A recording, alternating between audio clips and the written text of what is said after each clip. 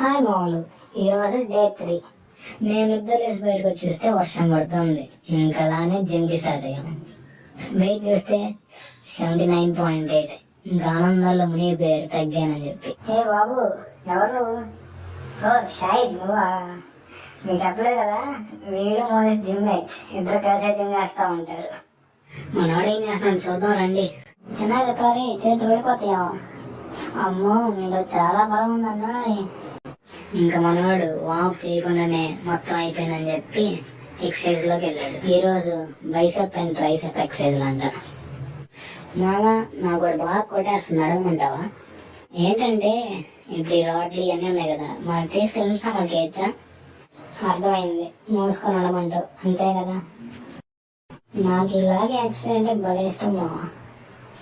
లాగేది కాదా మరి? రోపులా? Oh my English medium, నేను తెలుగులో చెప్పింది అదే కదా. ఇంకా జిమ్ చేసి ఇంటికి వెళ్ళిపోయాం. బ్రేక్ఫాస్ట్ వచ్చి సరిగ్గా చెప్పిరా, కనిపించట్లేదు.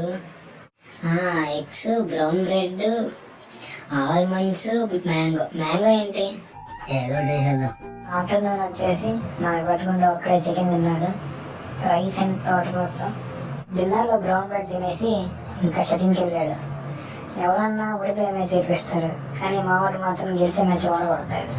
ఈ రోజుకి అంతే, మళ్ళీ రేపు కలుద్దాం. Bye. Like, share and subscribe to స్వేచ్ఛగా.